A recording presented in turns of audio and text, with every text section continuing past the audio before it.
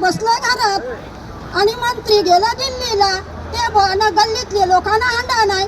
पण याचा त्याही विचार केला नाही की ज्या वेळेला आपल्याकडे येतं मतदान त्यावेळेला आपण प्रत्येकाच्या दाराशी जातो. मग प्रत्येकाच्या दाराशी जाऊन त्यांना हंडा दिलाय का काही पाण्याचा आजपर्यंत? आज 7 दिवसात पाणी येणार, 7 दिवसात 3च दिवस येणार होता. नंदा मात्र मी अनंत पाटील आम्ही ही पाणीपट्टी बंद करण्यासाठी, कमी करण्यासाठी कलेक्टर ऑफिस, शिव ऑफिसला आम्ही जाऊन आलो, पण त्याही मान हलवली नाही. कारण त्या पदाधिकारी त्यांना शिवना दबाव आणला आणि ती पाणीपट्टी वाढवली. आम्ही तर भरणारच नाही. मी आमसभेमध्ये पण सांगितलं होतं राठोड साहेबांना, पण आजपर्यंत ती हरघर लाईन जोडली. आज त्याला 2 वर्ष झाली पाणी नाही.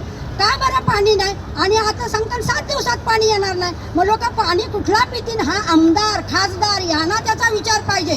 का त्याही विचार केला नाही का माझी जनता पाणी इचून मरणार, मग मी कशाला निवडून जाऊ दिल्लीला गल्लीला?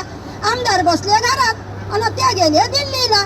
हे कशाला येतील बघायला आपल्याला पाणी पिताव काय मरतात ते? पण ते बघे